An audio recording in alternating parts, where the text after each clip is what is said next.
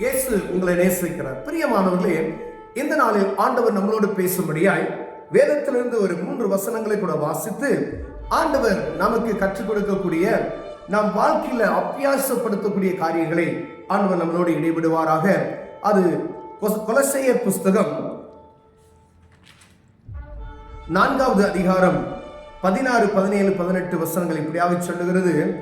நான் தெசலோனிக்கேயிலே இருந்தபோது என் குறைச்சலை நீக்கும்படி நீங்கள் 2 தரம் அனுப்பினீர்கள்.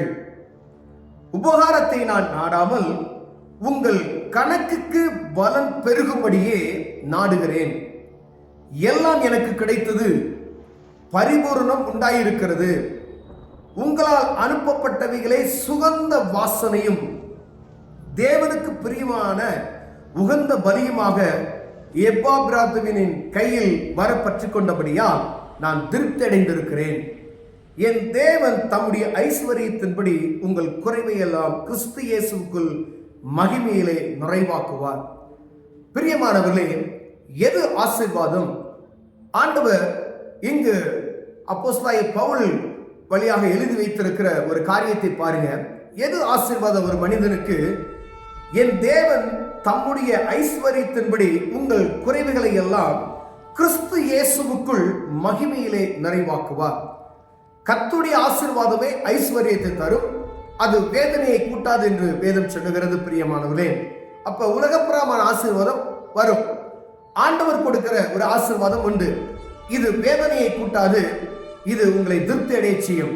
ஒருவேளை உயர்வு கொஞ்சம் கொஞ்சமாக இருந்தாலும் ஆண்டவர் சம்பூர்ணமான ஆசீர்வாதத்தில் உங்களை ஆசீர்வதிக்க வல்லமையாக இருக்கிறார். பிரியமானவர்களே, ஐயா, ஒரு பரிபூர்ணமான ஆசீர்வாதத்துக்குள் நான் கடந்து செல்வதற்கு பாருங்க, இங்கு இந்த ஊழியர்கள் ஜெபிக்கிற ஒரு ஜெபம், அவர் ஜெபிக்கிற ஜெபம் தான் இங்கு அவர்களை ஆசீர்வதிப்பதற்கு ஒரு பெரிய உதாரணத்துவமான ஒரு காரியமாய் காணப்படுகிறது. நான் தெசலோனிக்கேயில இருக்கும் பொழுது, தெசலோனிக்கே பட்டணத்துல அவர் இருக்கும்போது கொலோசையருக்கு அவர் எழுதுகிறார். அவர் அங்கு தெசலோனிக்கே பட்டணத்துக்கு எழுதும் பொழுது, நாங்கள் இருக்கும் பொழுது 2 தரம் என் குறைச்சலை நீக்கும்படி 2 தரம் நீங்க கொடுத்தீங்க.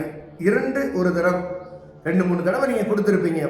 அந்த ஊழியரை தாங்குவதற்கு ஏதோ ஒரு வழியில அந்த ஊழியத்திற்காக அவர் நெருக்கப்பட்டு ஒரு இடத்துல இருக்கும்போது, சுவிசேஷன் பாதை கடந்து செல்லும் போது, நான் நெருக்கத்தில் இருக்கும், நான் தெசலோனிக்கேயில் இருக்கும்போது என் குறைச்சலை நீக்கும்படிக்கு ஏதோ ஒரு குறைவு அவருக்கு பட்டிருக்கிறது.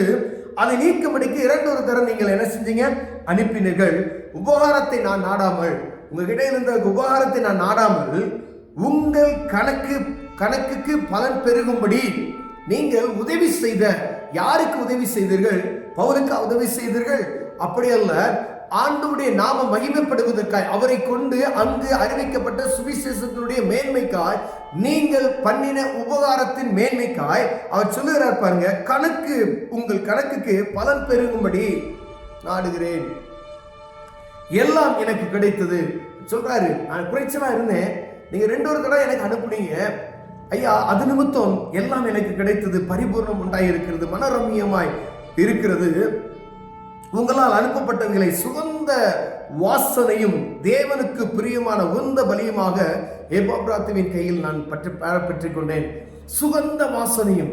அப்ப பாருங்க, ஆண்டவருடைய ஊழியத்திற்கு நாம் கொடுக்கும் பொழுது அவங்க ஒரு சில இடத்துல பார்த்தீங்கன்னா தருத்திரத்திலிருந்தும் அவர்கள் கொடுத்தார்கள். நம்ம அநேக நேரங்களில் நம்ம நெருக்கம், அநேக பஞ்சம், எதை பார்த்தாலும் நமக்கு என்ன செய்ய, நமக்கு பஞ்சம் ஓயாது பாருங்க. ஆனா நான் என் நெருக்கத்திலிருந்து அவர்கள் சில நேரங்களில் கொடுத்தார்கள், அவர்களை கர்த்தர் ஆசீர்வதித்தார். அவங்க நெருக்கப்படுறாங்க, அவருடைய குடும்பத்தினுடைய சூழ்நிலைக்கு நெருக்கப்பட்ட ஒரு காரியம் காணப்படுகிறது. ஆனா ஆண்டவர் உங்களை தெய்வத்தை அறிந்து அவரை வழிபடுவதற்கு உதவி செய்தவரே மற்றவர் அறியும்படிக்கு ஏதாவது ஒரு உதவி செய்யும்படியாய். இந்த உதவி பயங்கரமான, யாரோ நீங்க ஒரு ஊழியக்காரருக்கு நீங்க உதவி செய்யறதா நீங்க நினைச்சிடக்கூடாது. கிறிஸ்துவின் நாமம் மகிமைப்படும்படியாய் அவர்கள் கடந்து செல்கிற இடங்களில் அவர்களுக்கு நீங்க ஒரு சின்ன ஒரு கைபலனா நீங்க இருந்தீங்கன்னா போதும். ஒருவேளை பணத்தாலேயோ பொருளாலேயோ அது 2வது விஷயம். அவர்களுக்கு உங்க பேச்சுல அவங்களுக்கு ஒரு ஊக்கத்தை தெரிவித்தீர்களா போதும். பிரியமானவர்களே, அப்படிப்பட்டதான பிரியம் இப்ப வேணும். இப்ப அதை கூட யாரும் என்ன செய்யற, கேட்கறது இல்லை, கேர் பண்றது கிடையாது ஊழியக்காரங்களை. அநேக இடங்கள்ல அப்படிதான் ஆயிடுச்சு. யாரோ ஒருத்தர் செய்த தவறு நிமித்தம் எல்லாத்தையும் குற்றவாளியை நாம் பார்க்க முடியாது. அதுக்குதான் ஆண்டவர் சொல்லுகிறார், அவரவர்களுடைய கனிகளினாலே அவர்கள் அறிவீர்கள் என்று சொல்லியிருக்கிறார். நாம் வேத புத்தகத்தை வாசித்து இதன்படி இந்த மனிதர் இப்படிதான், இவர் சர்வ வல்லமையுள்ள தேவனுக்கு ஊழியக்காரராக இருக்கிறார் என்பதை நாம் புரிந்து கொள்வதற்காக அழைக்கப்படுகிறோம். அப்படின்னா இங்க நம்ம மற்றவர்களை குறை சொல்லாதபடிக்கு தேவனுக்கு கொடுக்க வேண்டியதை, ஆண்டவருக்கு கொடுக்க வேண்டியதை கொடுக்கணும்.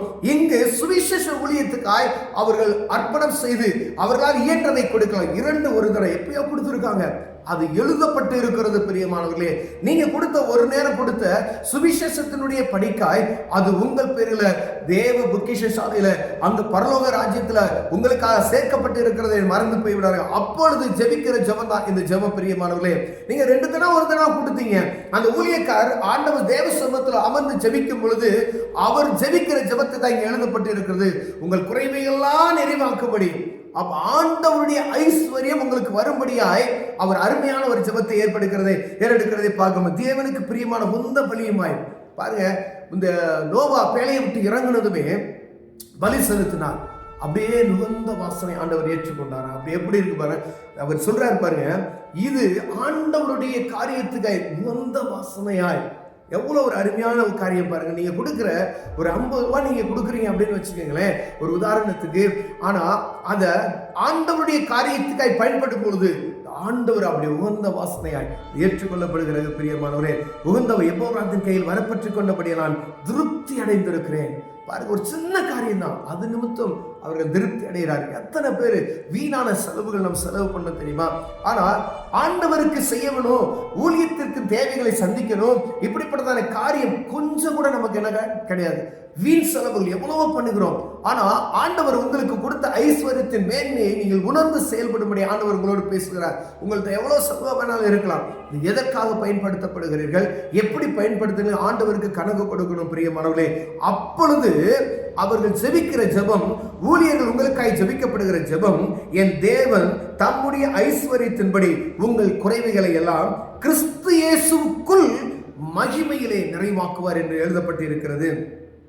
ஆண்டவர் கொடுக்கிற அந்த ஆசீர்வாதத்தை நாம் பெற்றுக்கொள்வதற்கு இது ஒரு பாற்று என்பதை நாம் புரிந்து கொள்ளும்படி அழைக்கப்படுகிறோம். ஆண்டவர் உங்களை ஆசீர்வதிப்பார். பிரியமானவர்களே, ஒருவேளை ஏதோ ஒரு ஊழியத்துக்காக நான் கொஞ்சம் கொடுத்துனேன், ஆனா உங்க நெருக்கப்பட்ட இருக்கிற நேரத்துல ஏதோ உங்க கண்களுக்கு காணப்படுகிறது, உங்க தேவைப்படுகிறது, இவங்களுக்கு தேவைப்படுகிறது, உங்க இருதயத்துல பார ஆண்டவர் வைத்தார். ஆனால் அதை எப்படியாவது கொடுத்து விடுங்க.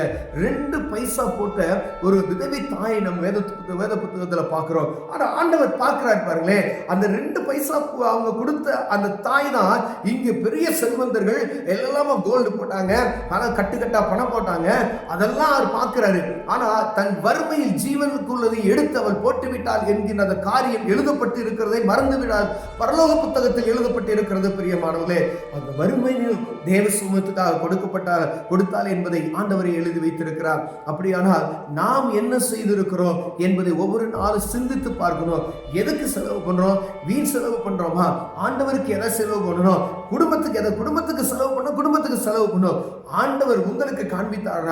ஆண்டவருடைய நாம மகிமைக்கு ஏதாவது உங்களால் கூடுமானால் செய்யுங்க. உங்களை ஆண்டவர் ஆசீர்வதிக்க வல்லமையுள்ளவராக இருக்கிறார். அது பரிபூர்ணமான ஆசீர்வாதம். கண்களை மூடுவோம், ஜெபம் செய்வோம். அன்பின் தகப்பனே, தர்மியான நாளுக்காய் ஸ்தோத்திரையா. ஆண்டவரே, தெசலோனிக்கே பட்டணத்தில் இருக்கிறது போல ஆண்டவரே நாங்க இருந்தாலும் ஆண்டவரே அது கொடுக்கத்தக்க உதாரணத்தான இருதயத்தை எங்களுக்கு தாங்க. ஆண்டவரே, கல்லான எங்க இருதயங்கள் உடைக்கப்படும். நான் இயேசுவின் நாமத்தில் ஜெபிக்கிறையா. ஆண்டவருடைய நாம மகிமைக்கு ஏதாவது செய்ய எங்களை பலப்படுத்துங்க. இயேசுவின் நாமத்தில் பிதாவே, ஆமென்.